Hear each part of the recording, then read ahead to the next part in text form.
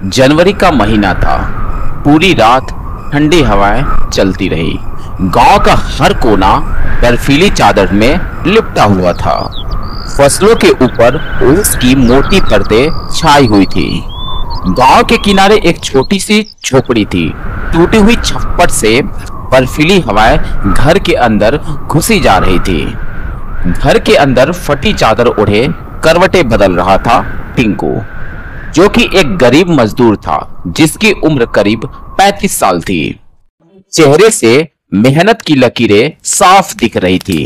पास में उसकी पत्नी रेखा हाथ सेक रही थी और चूल्हे पर पानी गर्म कर रही थी। अरे टिंकू, आज काम पर नहीं जाओगे क्या?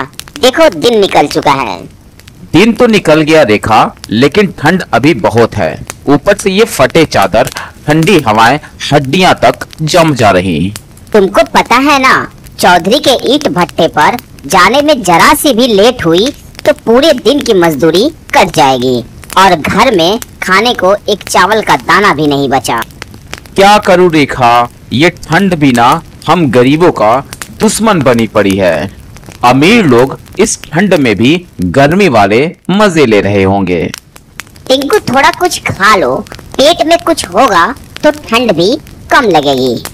कल रात की 2 रोटियां बची हैं, नमक के साथ खा लो।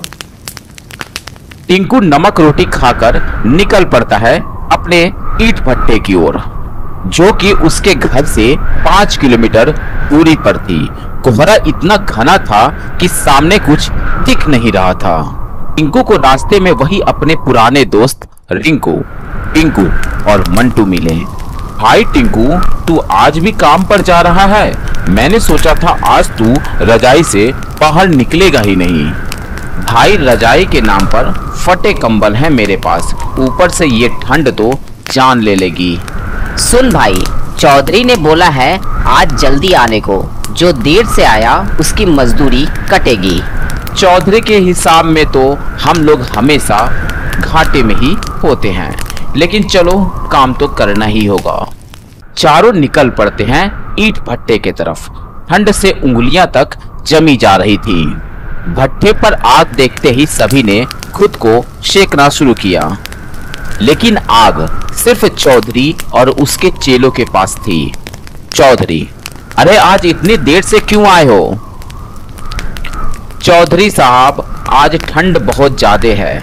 चौधरी, हमेशा बहाना नहीं, आज तुम लोग की मजदूरी कटेगी।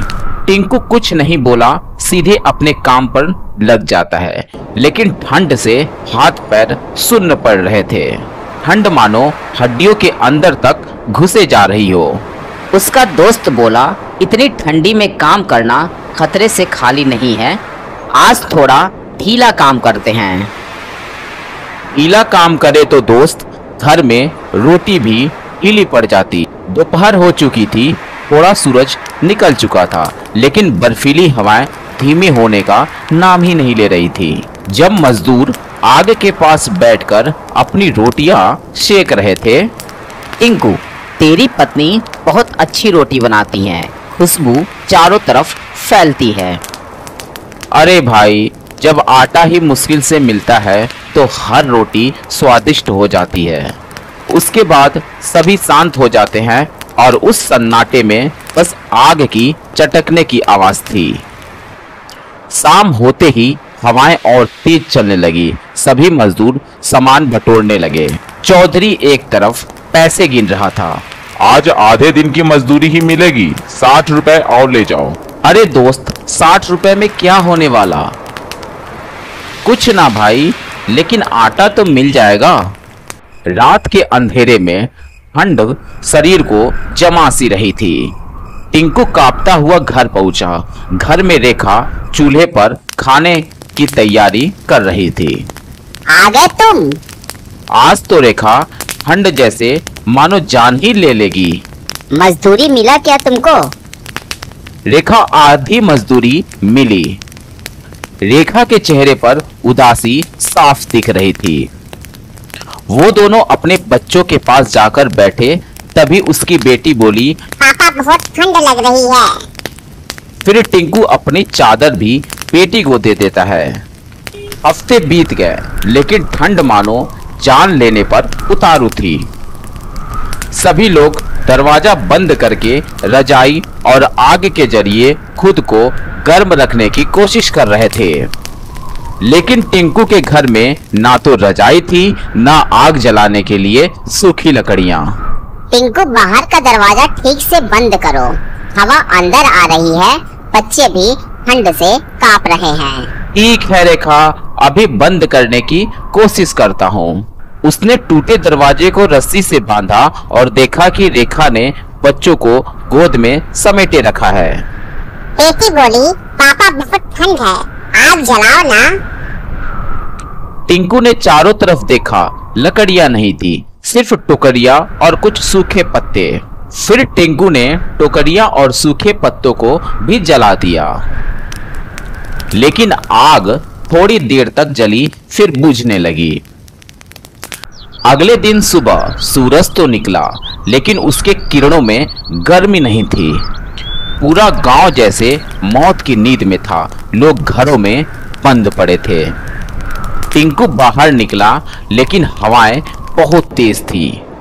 फिर रेखा बोली, आज काम पर मत जाना, कल चौधरी के भट्टे पर एक मजदूर की ठंड से मौत हो गई है। टिंकू बोला, अगर काम पर न जाऊं तो फिर बच्चे क्या खाएंगे? वैसे भी मौत तो हमारे दरवाजे पर खड़ी है। लेकिन टिंकू निकल पड़ा। रास्ते में तेज ठंड हवाएं, शरीर में मानो ऐसा लग रहा था कि खून तक जम जाएगा। हर कदम पर मिट्टी की जगह बर्फ थी। ईंट भट्टे पर पहुंचते ही उसने देखा सभी मजदूर तो थे, लेकिन काम बंद पड़ा था। बोला, आज काम बंद है, मिट्टी जम गई है, तुम सभी जा सकते हो। टिंकू चुपचाप वापस चला आया। उसकी अंगुलियां तक जमी जा रही थी और घर आकर देखता है कि चूल्हा तक नहीं जला। रेखा से पूछा, चूल्हा क्यों न जला? रेखा बोली, लकड़ियां नहीं हैं, घर में बच्चे भूखे बैठे हैं। टिंकू निकल गया और झोपड़ी के पीछे लकड़ी देखी और उसे काटकर झोपड़ी के अंदर लाया। उसने आग जलाया। थोड़ी देर में झोपड़ी के अंदर थोड़ी गर्माहट हुई। अब गर्माहट के कारण उनके चेहरे पर थोड़ी मुस्कुराहट भी दिखी। 2 दिनों बाद ठंड और भी बढ़ गई। लोग घरों से निकलना बिल्कुल बंद कर दिए। इसी बीच टिंकू की बेटी को बुखार हो जाता है। टिंकू, इसको तो बहुत तेज बुखार है, हमें डॉक्टर के पास चलना होगा। डॉक्टर के पास जाने के लिए बहुत दूर चलना होगा रेखा, और इस ठंड में रास्ता भी बंद है। कुछ तो करो, वरना तुम्हारी बेटी मर जाएगी। फिर टिंकू अपनी बेटी को लेकर वैद्य के पास पहुंच जाता है। अरे, इतने ठंड में बच्ची को क्यों लाए हो?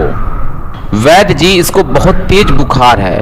वैद्य ने उसको दवा दिया, जिसको लेकर वो घर आया। झोपड़ी में जाकर उसने आग जलाई, बेटी को दवा दी और बेटी को गोद में लिए बैठा रहा। सुबह की पहली किरण आई। बेटी को बुखार थोड़ा कम हुआ था। रेखा के आंखों में आंसू थे। देखा, भगवान ने हमारी सुन ली। जनवरी का अंतिम हफ्ता चल रहा था। सर्दी अभी कम हो रही थी।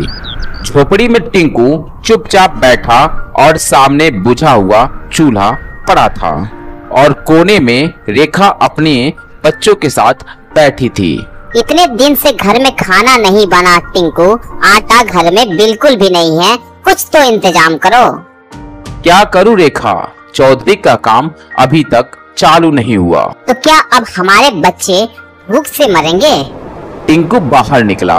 पूरे गांव में बिल्कुल सन्नाटा पसरा था। गांव के चौराहे पर वह रुका। वहां कुछ लोग बैठे थे। काका, कोई काम मिलेगा क्या? चौधरी के यहाँ कुछ सुना? चौधरी तो शहर चला गया, भट्ठा बंद पड़ा है। टिंकू कुछ बोला नहीं और चुपचाप निकल पड़ा। घर आकर उसने देखा कि बेटी सो रही थी। क्या हुआ टिंकू? टिंकू बाहर निकला और कुछ सूखे पत्ते लाकर आग जलाकर बस घूरता रहा। अगली सुबह होते ही टिंकू गांव के मंदिर की तरफ निकला और सोचा वहां कोई मदद अवश्य मिल जाएगी। मंदिर के पुजारी ने उसे देखा और बोला, क्या हुआ टिंकू, इतने उदास क्यों हो? टिंकू बोला, बच्चों ने पिछले 3 दिनों से कुछ नहीं खाया है, आपके पास कुछ हो तो कृपया मदद कर दें। फिर पुजारी जी टिंकू को कुछ खाने का सामान और थोड़ी सी सूखी लकड़ियां देते हैं। टिंकू की आंखों में आंसू आ गया और बोला, पुजारी जी आपका बहुत बहुत धन्यवाद। टिंकू उसको लेकर घर आता है। फिर रेखा ने चूल्हा जलाया और दलिया के खुशबू से बच्चे उठ पड़े। आज फिर सभी के चेहरों पर खुशियां साफ साफ झलक रही थी। अगली सुबह सूरज की किरणों में हल्की गर्माहट बढ़ चुकी थी। चौधरी के ईंट भट्टों पर काम भी जोरों से शुरू हो चुका था। इसलिए कहते हैं दोस्तों, कोशिश करने वालों की कभी हार नहीं होती। दोस्तों तो कैसी लगी आज की स्टोरी और आप इस चैनल पर कहां से जुड़े हैं हमें कमेंट बॉक्स में जरूर बताइएगा। तो मिलते हैं आने वाले नए वीडियो के साथ, तब तक के लिए जय हिंद जय भारत, वंदे मातरम।